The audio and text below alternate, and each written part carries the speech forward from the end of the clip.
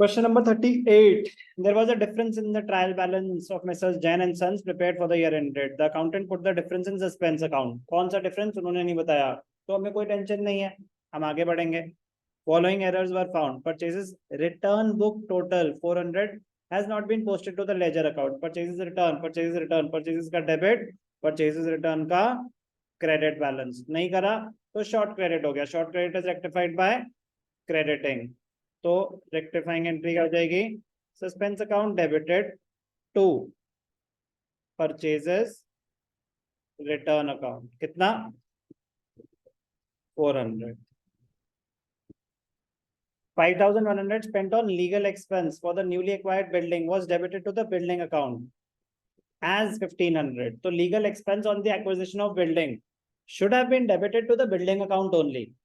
Legal expenses भी any expenditure incurred at the time of purchase of an asset में ही included रहते हैं. They are capitalized to the asset. तो वो part तो ठीक है, बट खर्चा था 5100 का, हमने गलती से दिखा दिया 1500 का. Was debited to error of recording है या error of posting है, हो सकता है पोस्टिंग. कैसे पता, बेसिकली डाउट ये है कि गलती से बिल्डिंग में हुई है या कैश में भी हुई होगी, क्योंकि दो अकाउंट्स इन्वॉल्व है. खर्चा हुआ है तो बिल्डिंग टू कैश. अब बिल्डिंग में एरर है या पूरी एंट्री गलत रिकॉर्ड हो गई, कैसे पता, क्योंकि अगर एरर ऑफ रिकॉर्डिंग है तो दोनों गलत हो गए.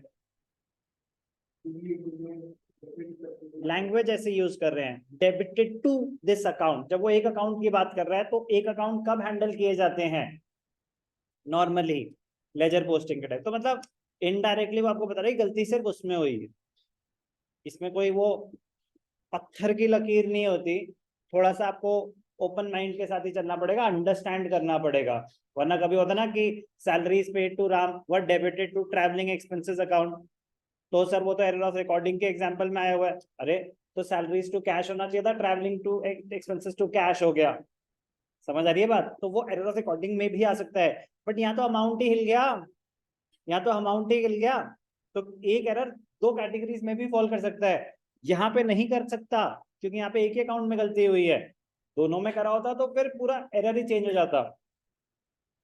तो वो थोड़ा आपको प्रैक्टिस से ही पता चलेगा, बट मैं कह रहा हूँ कि इतना कोई वो आइडेंटिफाई कर जाना चाहिए था कि ये एरर ऑफ पोस्टिंग है, रिकॉर्डिंग नहीं. इसका मतलब उससे हमें इन्फ्रेंस क्या ड्रॉ करना है कि मतलब वो सब तो ठीक है सर, तो उससे क्या, उससे ये कि कैश में कोई गलती नहीं हुई. बिल्डिंग डेबिट होना चाहिए था 5100 से, हुआ 1500 से. 3600 का शॉर्ट डेबिट है, तो एंट्री क्या हो जाएगी, building account debited, building account debited to suspense.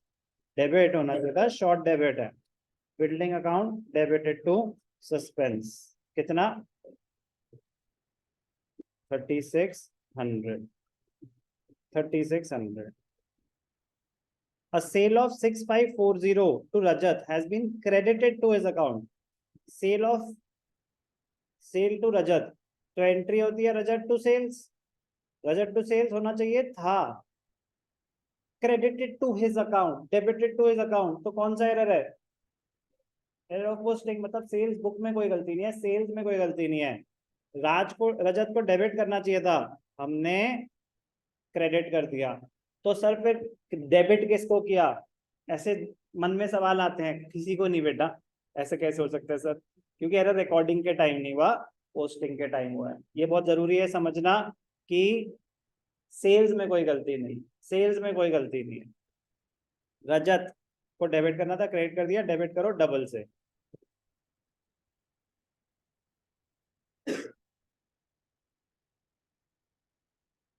Rajat to credited to his account, तो डेबिट कर देंगे, Rajat debited to suspense account. Rajat debited to suspense account. कितना, हाँ वो तो ठीक है, मैं तो उनकी रिक्वायरमेंट पे थोड़ा सा हैरान होगा. 1380, तीन ही ट्रांजैक्शन है ना बस. एक सेकंड,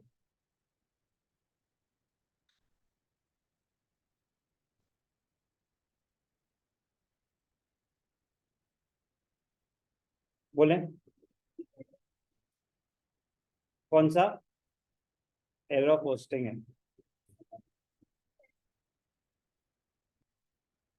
फिर मैं वही कह रहा हूँ ना, आप कहने को आप एरर ऑफ की सर वो तो डेबिट और क्रेडिट में गलती कर दी, ठीक है ना। अब एरर ऑफ प्रिंसिपल होता है in violation of accounting principles, मतलब किसी की ट्रीटमेंट में गलती हो गई, कैपिटल एक्सपेंडिचर को रेवेन्यू एक्सपेंडिचर मान लिया, रेवेन्यू एक्सपेंडिचर को कैपिटल एक्सपेंडिचर मान लिया, ठीक है ना। तो ये तो आपने गलत अकाउंट में दिखा दिया, इसको एरर ऑफ कमीशन बोलते हैं, गलत कर दिया, करा तो बट गलत कर दिया। ऐसा कोई अकाउंटिंग प्रिंसिपल नहीं है, हमें क्या पता कि उसने कोई मतलब रूल भूल गया था बेचारा, नहीं रिकॉर्डिंग तो सही करी ना उसने। अगर प्रिंसिपल का एरर होता तो रिकॉर्डिंग भी गलत हुई होती है उससे, ठीक है ना। तो बाय मिस्टेक ऐसा हो गया, जो भी है। Rectify the errors and show suspense account with a nil balance. अब ध्यान से देखना कि ये क्या कह दिया सर इन्होंने, ध्यान से देखेंगे।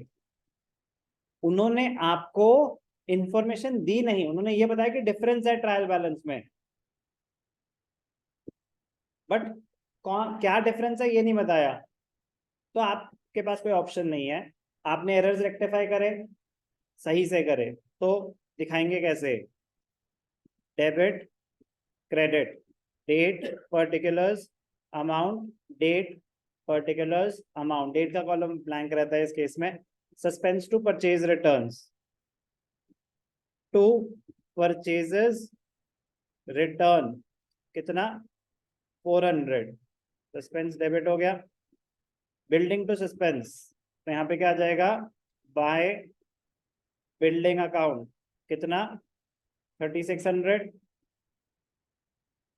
रजत टू सस्पेंस, तो यहाँ पे क्या आ जाएगा, बाय रजत 13080। अब ध्यान से देखना, उन्होंने बोला कि there is no closing balance nil है, निल क्लोजिंग बैलेंस, इसका मतलब उन्होंने आपको सारे एरर्स लोकेट करके दे दिए हैं, उन्होंने आपको सारे एरर्स लोकेट करके दे दिए हैं।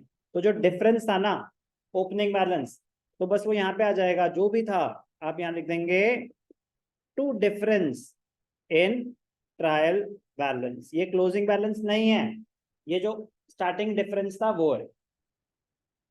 सर हमें कैसे पता चलेगा, क्वेश्चन ने बताया कि एंड में सस्पेंस का निल निल बैलेंस आना चाहिए, और स्टार्टिंग में कुछ बैलेंस था। तो अगर आप 3 एरर्स हैं, जितने भी एरर्स हो, 10 एरर्स भी हो सकते थे,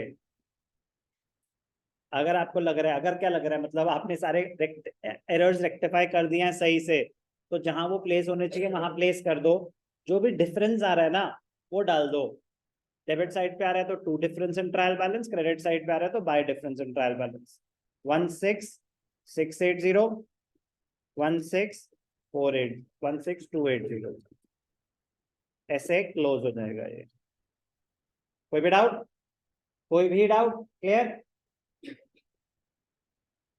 क्वेश्चन नंबर 38।